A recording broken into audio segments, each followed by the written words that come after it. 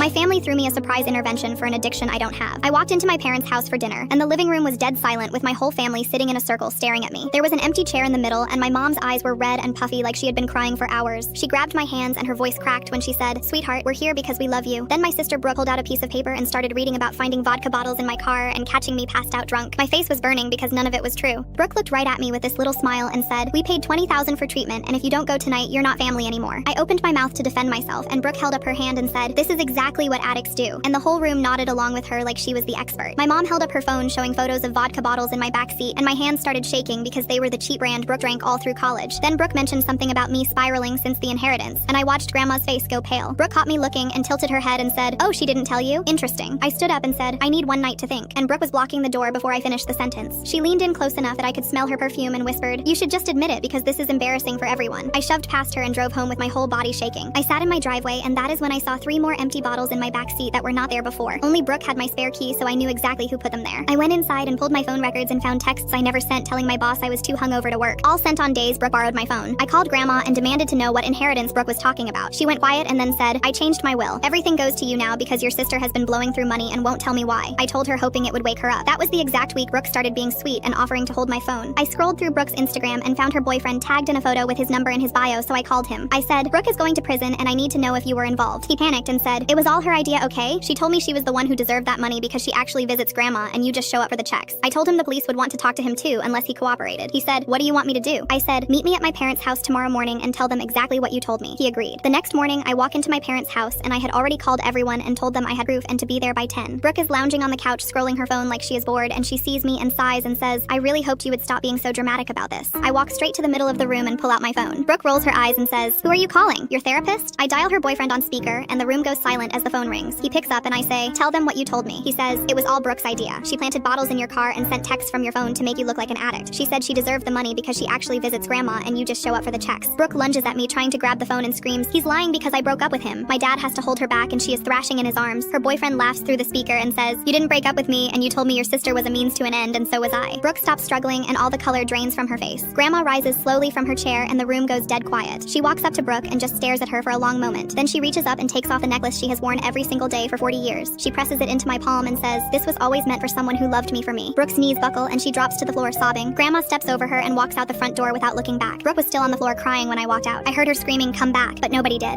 Click the link on the homepage to watch the full follow-up for free.